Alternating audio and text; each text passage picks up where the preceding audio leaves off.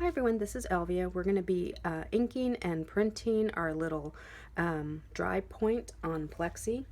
I'm going to be using this Caligo Safe Wash ink, modifying it a little bit with petroleum jelly, but you are welcome to use that gel medium or easy wipe. What I'm looking for in the ink consistency is just a little bit of looseness, but still has some body so it's not runny.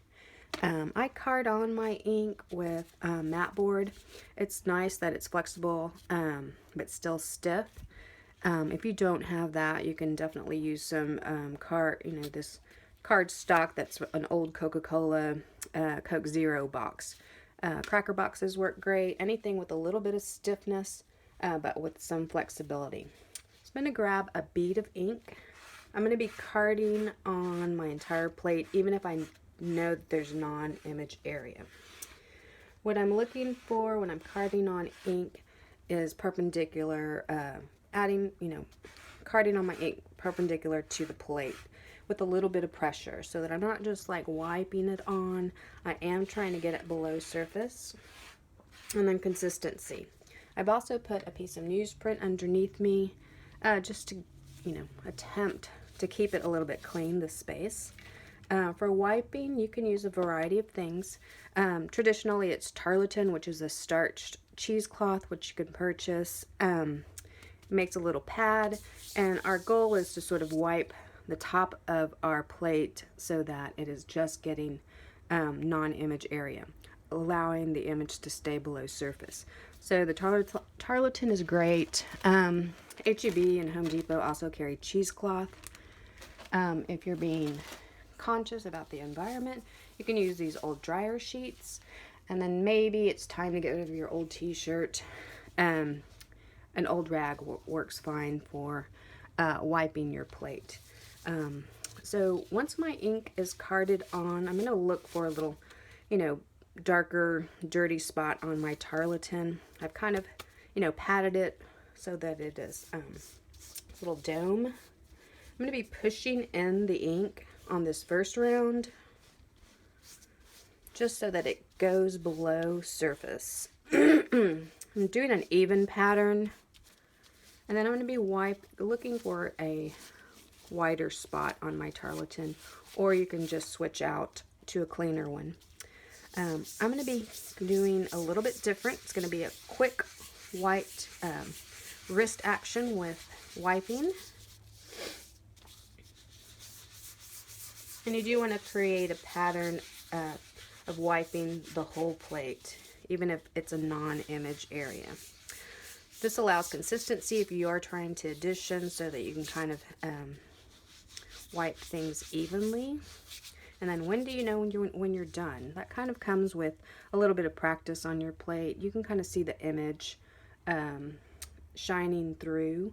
And then I don't see any big clumps or ink or wet ink on my plate. So this would be a great point to kind of switch over to a tissue wipe and kind of just hit that top just to bring out the white values, white highlights. Any spot sort of highlighting can be done with like a Q-tip. And then you want to make sure that your the back of your plate is clean. Even though we're not going through a press, it's kind of nice to keep those good habits.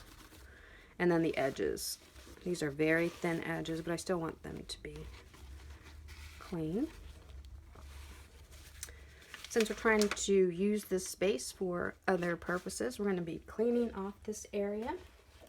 I use just regular cooking oil if there's a lot of residue, ink residue, and then I follow up with, simple green. So once your space is clean, make sure that you change gloves or take off gloves. I've made a template here, and a template just tells you where, your plate and your paper go. And so I have it under Plexi, which is good for cleaning. If you don't have Plexi, you can just put a piece of Mylar or clear acetate so that you can clean in between printing. So I'm going to place my plate here. It tends to shift around since it's so light, so I have been putting a little piece of tape, and that'll be great when you are printing multiple plates. I also have the center marks of where my paper will go, and I've been dampening my paper. I use just an old Tupperware as my soaking tray. It's great because it can be cleaned out every day so that you don't create mold. Soak your paper. I just put it in while I am wiping my plate, and that seems to be enough time. This is really thick paper, and the impression, this is BFK handmade paper, and so the impression will be a little bit lighter, but I'll show you I'll show you an example of an Asian paper transfer.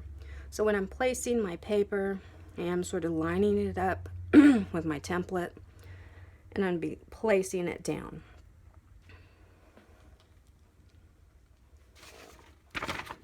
I use wax paper or glassine when I am burnishing from the back, just to create a little less tension on that paper. And then I am holding the plate in place. We are trying to emulate the pressure of a press, which I know can be difficult.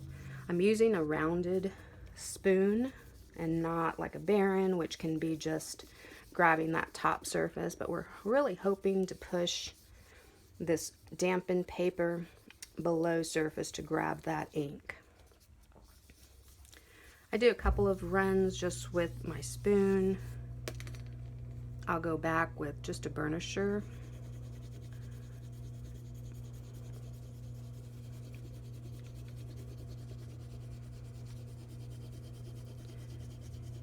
I'm trying to create an even pattern and make sure I've gone over everything. And I'll probably take this top sheet out to see, how well I'm covering the space. I'm doing a circular motion, so I'm not creating a lot of marks, unintentional marks that could disturb the impression. And you do have to be patient. This is not fast printing.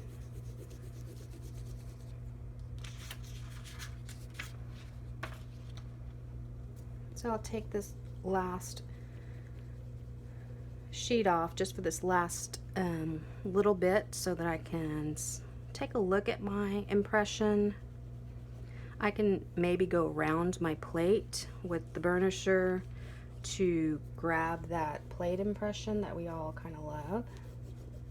Since the paper is dampened, it will grab the impression of the plate.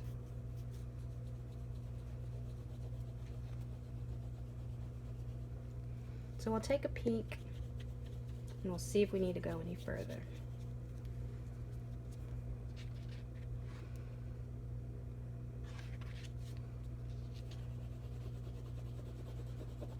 So some good mark making. We do need to do a little bit more.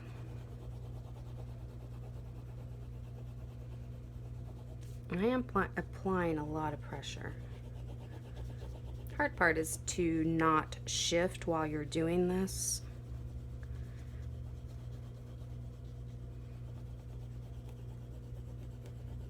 And then to make sure that you're really covering every space. The burnisher is great because it kind of, gives you a more concentrated pressure. The spoon is great because it is a larger area. And so kind of look at what your image needs without kind of shifting things.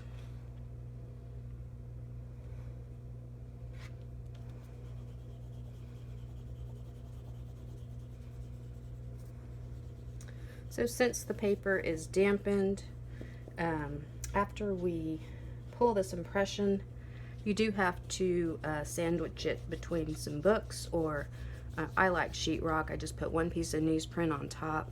This ink is the Calico Safe Wash, which is, traditionally water, cleans off with water and soap. I find that it cleans best with simple grain and cooking oil.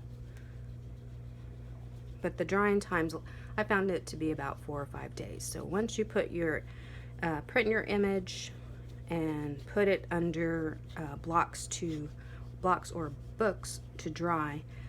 It takes about 3 to 4 days, 5 tops, to have that ink dry. Okay, so let's take a look, see how we've done. So this is pretty great.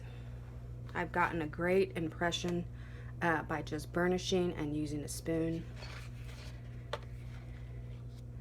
And then here is another impression that I did on Asian paper.